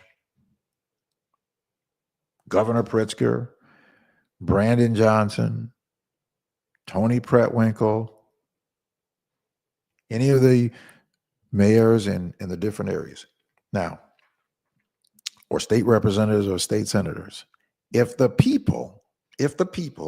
we bring the infrastructure together, and whoever the person is, let's say we have a chair of education, we have a chair of housing, we have a chair of the,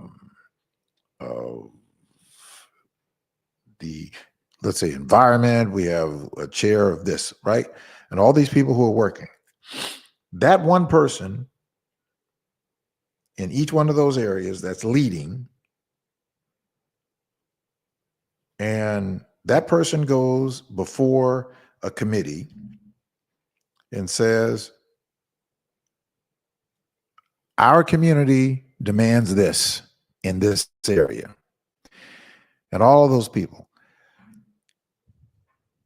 they have to deliver. And if they don't deliver, then we have the power to say to them, hey, you can't deliver. Guess what happens to you next primary? We primary you. Same thing that the MAGA group is doing. Is that they don't deliver, they don't do what they say, they get primaried and they get replaced. That's where the power is. You have the information, you have the education, and that's how we control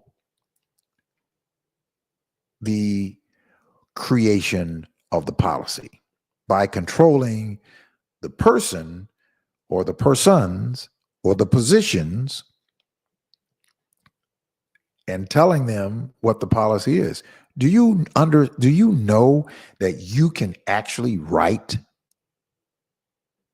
a piece of legislation? You can write a piece of legislation and go to a state senator or state representative, and then they will give it to the legislative aides, which write the policies. You go back and forth, make sure that the language is there, and then they put it, give it to the speaker. You can actually do that. So we would have the power to do all of that. We would have the power to actually do that, but we don't have the power to do it because we are not doing the one fundamental thing that we have to do. Listen, that's going to do it for tonight's program. Listen, we're going to have to continue this conversation, but we got to get narrowly focused. I want to thank you all for listening at intellectualradio.com. Thank you. We'll see you next Monday night for another edition of The People Show. But those of you who are still online with me now, just hold tight there for a second. But we have got to, if we are going to get past it. See, when you start talking about self-interest. Well, self-interest is broad because there are many of us who care about education. Many of us care about our public education institution. That's a self-interest. Many of us care about economic opportunities. For me personally, I'm okay, but I also care about other people who are not okay. There are many people who are not okay that should have an opportunity, and we need to make sure that they do have an opportunity and they're not getting passed over. And we're being distracted about all these other areas. And when I say, we're going in a positive direction, let's stay positive about it. And what I mean by that is that continue to believe that we can make these things happen. Because guess what? If you don't believe that you can do something, you know what happens? You don't do it because you don't take the steps towards doing it. But if you believe that you can do it, you're going to start making the steps towards accomplishing that particular goal. And all I'm saying today is that let us agree that we are going to get together and that we're going to hear all of those major important issues, and that each one of those, whoever the person is that it is educating and leading us in that area, the rest of us are going to be there to give them the power to go in, to make the demand and have those demands met. Because when that person goes in to make those demands about whatever that interest is, those representative knows that behind that one person is 200,000 people, 200,000 votes. And those 200,000 votes, within those 200,000 votes, whatever district they're in, we have the ability to primary them if they are not working of the interest in that particular area. That's self-interest. That's addressing self-interest. You cannot address self-interest without having power to have the demand be met. You will not do it. You are not going to do it. You will not do it. The one thing we have never done is we have never institutionalized, we have never organized ourselves, ever. We have mobilized from time to time, but we have never organized institutionally to where it's generationally beyond any personality or person that we have an institution like unions. Okay? I've been in Chicago 39 years. 39 years. In 39 years, the Chicago Teachers Union have had, let's see, Vaughn,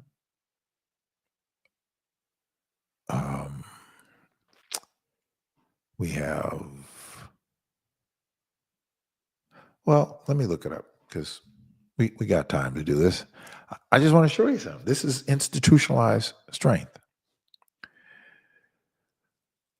Let's see, because the Chicago Teachers Union is an institution. Chicago Teachers Union. Let's see. The presidents of the Chicago Teachers Union over the past 40 years.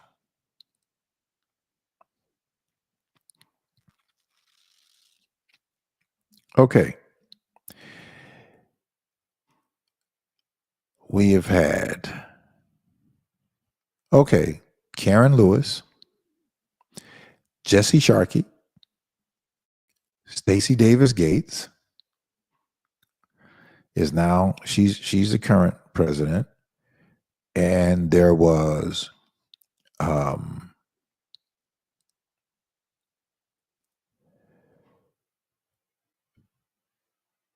Jackie Vaughn. There was Jackie Vaughn, who was the Chicago Teachers Union president. Four. Was there another?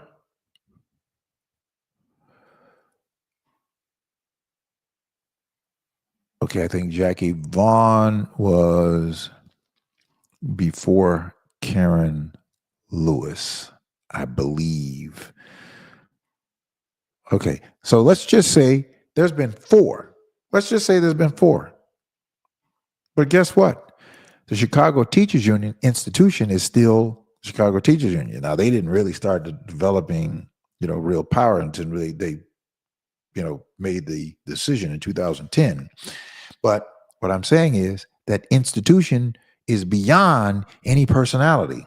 It's beyond Stacey Davis Gates. It's beyond Jesse Sharkey. It's beyond Karen Lewis. But the Chicago Teachers Union is intact.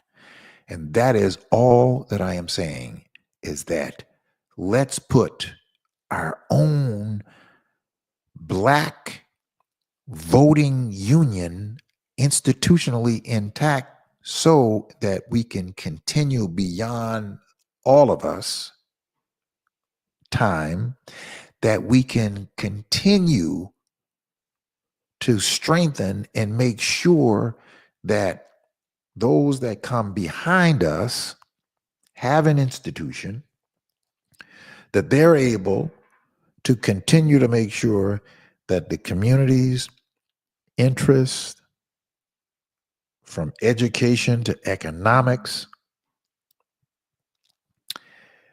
are addressed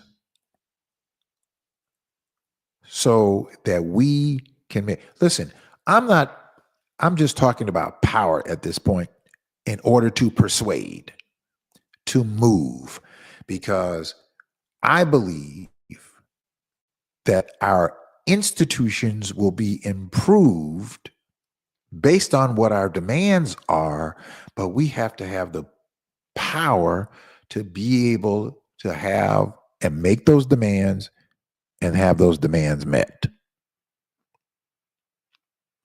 You can't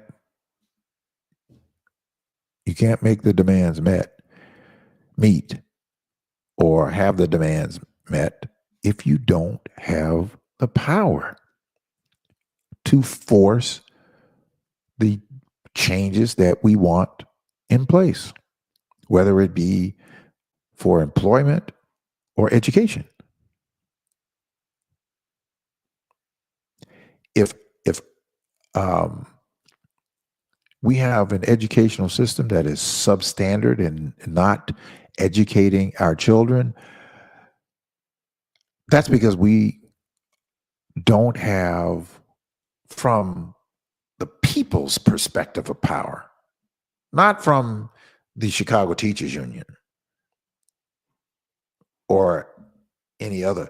I'm talking about from the people's perspective, from the people being the determiner to say to a governor, to say to a mayor, this is what's been happening. It's no longer acceptable. And we now have the power to say to you that we want for the educational institution to be able to make sure to provide that young Black boys will be at proficient reading skills and ability. Well, we've been hearing about, Black boys, like we're talking about, Mike, Black boys in third grade that still can't read. Unacceptable. Completely unacceptable. It's unacceptable. But it continues to be where it is. Or arts are not in the program. We don't have a comprehensive liberal arts educational system any longer. We can have it. We can have it if we put ourselves in position to demand it. We can have it if we put ourselves in position to demand it from the governor, from the mayor, from whoever. We can have it. We will not have it in the way that we want it, in the way that it should be, if we don't put ourselves in the position to be able to make the demand. The way that you have to be able to position ourselves to make the demand is we have to be at a threat to whoever is in the public way, whoever is in the public office. We have to be able to say, look, if you all can't deliver, we are going to deliver somebody else to those offices that can deliver. And I guarantee you this, if we target 1, 2, 3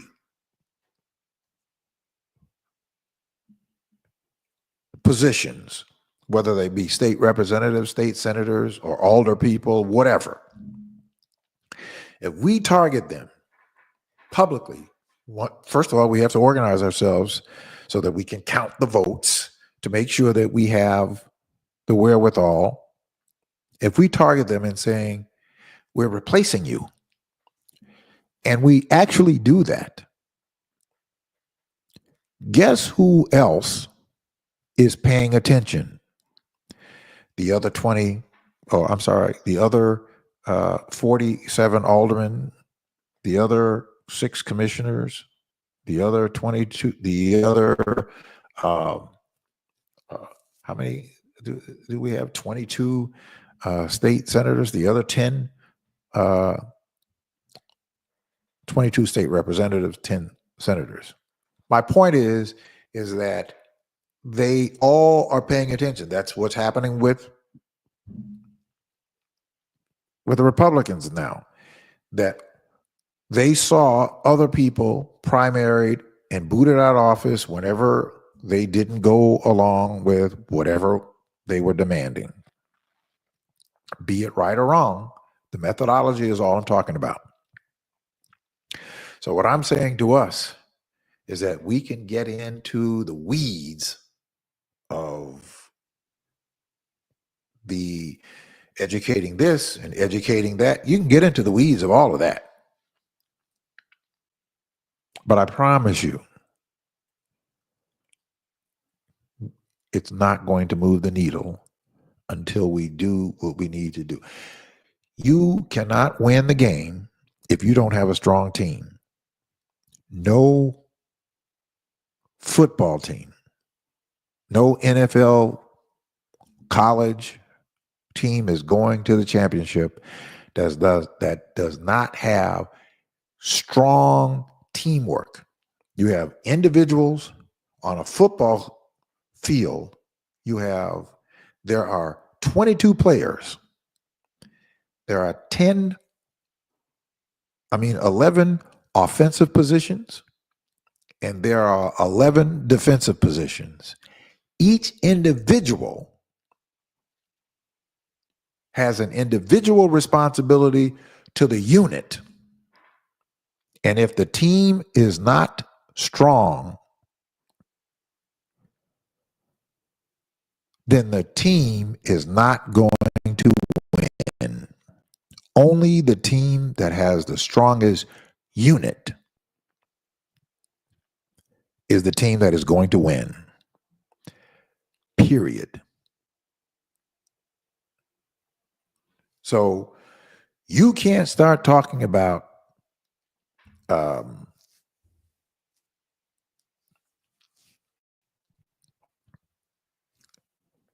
winning without having the team. You've got to have the team. You've got to put the team together so that the team can move forth together to win the individual game. In a season, there are 16 games or something like that. There are 16 games that you have to play in order for you to win a certain amount of those games to qualify to get to the next level or to play for the next position. It is the same methodology. You have to put together the team first. And whatever the interests are, we can start picking them off. We can start picking them off. Whatever they are, we can start picking them off and making sure they get formulated, make sure that they happen. We can start picking them off. But if we don't have the team, we are not going to win. We're not going to win. So let's take the action to build a team. Let's take the action to expand and strengthen the team. And I promise you, I guarantee you that everything that Janae was talking about, everything that she was talking about will come to fruition in whatever area of interest that is. Everything that she was talking about. If we do not build the team, everything that she was talking about is just going to creep along, and we're going to continue to getting what we're getting, which is not the results that we want to get. You have got to. You have to have a team. Look, we have more than 600,000 Black people who are registered in the city of Chicago. We have another 700,000 or so. Actually, it's more than that in the surrounding suburban areas.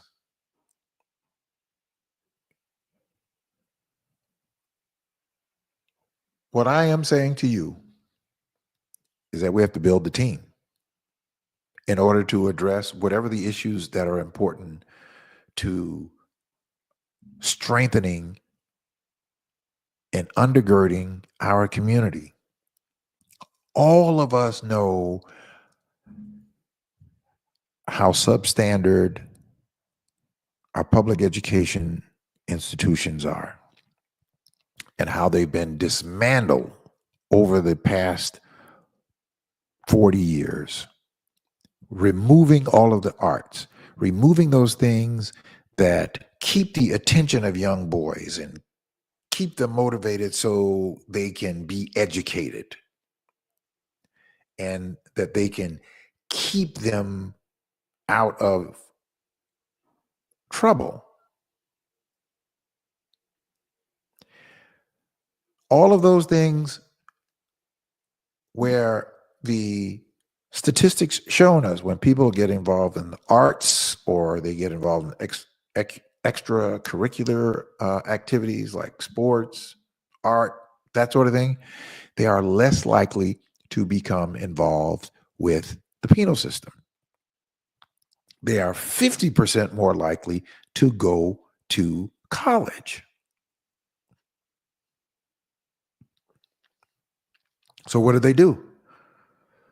They kept chipping away, taking those things away that benefited the people in our community.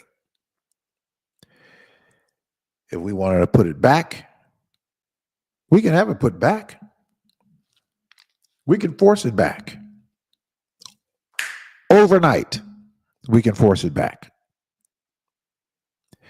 If we put ourselves together in a form of power, be able to do that, no one person is going to do it. I don't care how smart they are. I don't care how intelligent they are, how smart they are, how much education they have. I don't care. In the political world, you have to have the strength. The strength in the political world is being able to demonstrate to people who want to be and people who are in public positions that you have the wherewithal to change their position.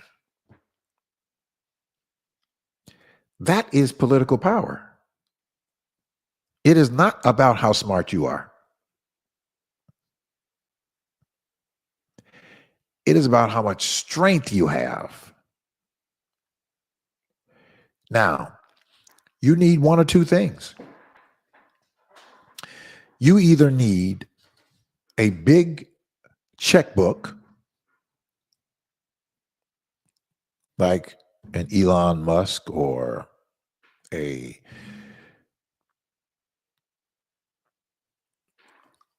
George Soros or the Koch brothers, which are no longer here, but the Koch family, or the Pritzkers. You need a big check. We don't have that. Or you need a lot of votes. We do have that. They're just not organized. We have it. I believe in you. I believe in us.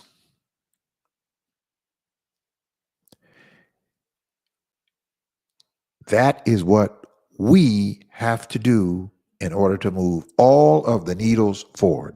Whatever your concern is, whatever it is, whatever your interest is my interest. Whatever is important to you has to be important to all of us. There has to be a shared commitment for all in order for us to move it forward. I guarantee you. I absolutely guarantee it. Look, I'm going to end tonight, but you know what I'm going to be doing is I want to continue this conversation. So I know that Monday night is my regular night that I do the podcast on intellectualradio.com. And but we're going to have this conversation. We're going to have more conversations. I'll be doing lives and that sort of thing. But I'm saying to all of us, and again, you know, some of the information that's helped me get to understanding where we are is the fact that I've had conversations with people who have said things that makes all the sense in the world. Like the Jewish rabbi that I had the conversation with in Louisville, Kentucky in 2000 when I went there for the National Baptist Congress for the Christian education workshop, the training of those of us who were in Christian education. We would go to the Congress every year. And this particular year, they had an interfaith ecumenical workshop. They had Jewish rabbis, they had rabbis there, they had ministers from the Islamic faith, they had people there from Hindu. I mean, it was a cross section of people of faith. And the conversation was that how we have so much in common because all of the faith commitments have good principles. And so It says, he said to me, we were sitting there and we were having lunch, and he said to me that the Jewish population, because of its small numbers, he said to me that Jews do not have the luxury of individualism. Because of our mere numbers, he said, we don't have the luxury of individualism. He said that we have to make sure that Leibowitz and Cohen both are successful in order for Jews to survive.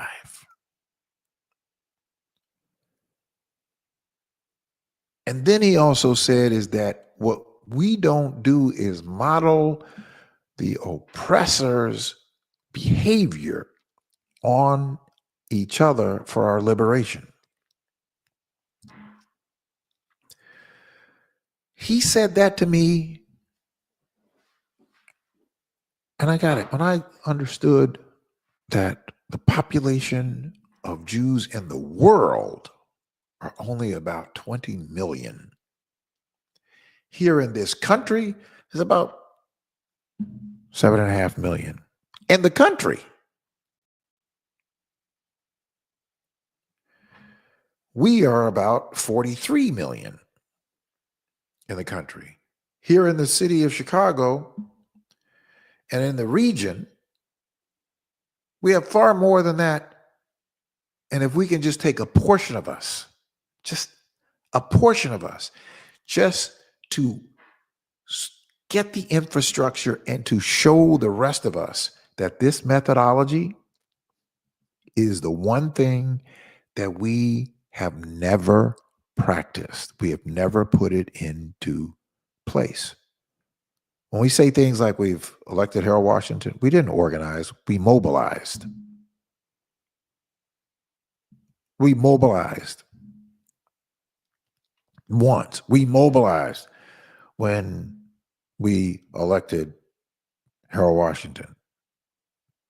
I mean, it came together. It wasn't an institution, but it came together where he got 92% or something like that of the registered black voters. It's never happened since. Didn't even happen his second term. In office, he got 7% of the white vote the first time. Then the second time, he got 13 or 16% or something like that.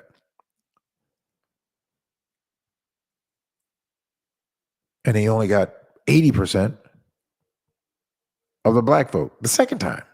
So we've never organized. There's nowhere on record where we have ever been institutionally organized. And all I'm saying is, let's get organized. Let's demonstrate to ourselves what this methodology and how vast it will move whatever interest that we demand, whatever interest that we demand. We will see things happening if we organize before we even had the first conversation with a public representative. You know why? Because they can count. They can count.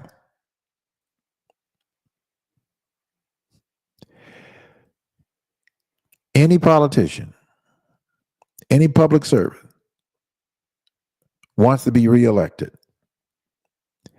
When they see a group of people who have not organized before become organized, they will change their behavior.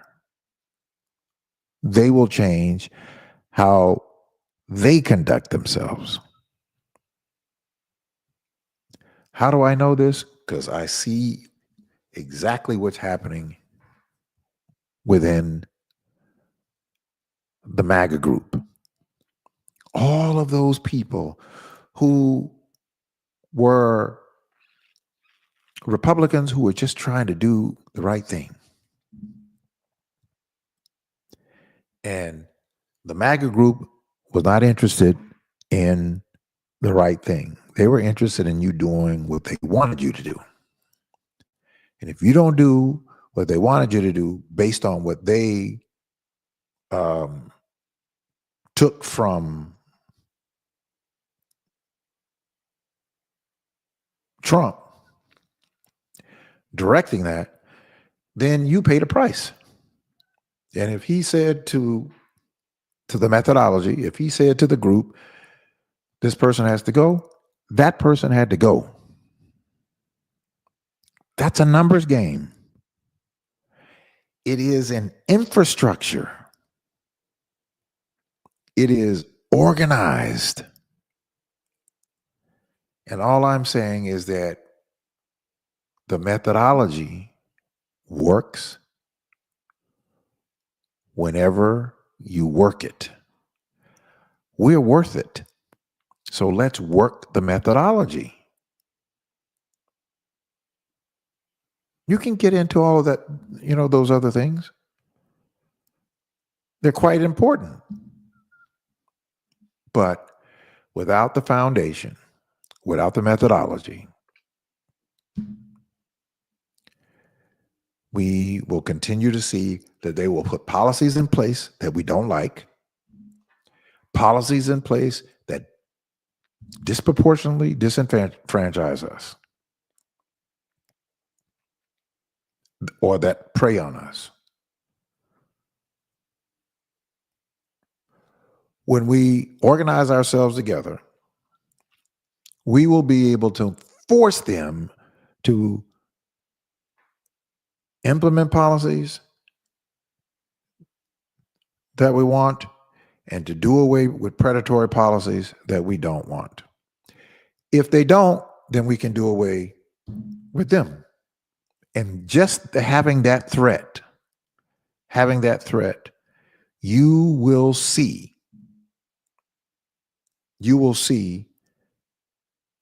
that happen. It's not rocket science.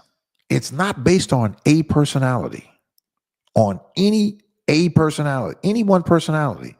It is based on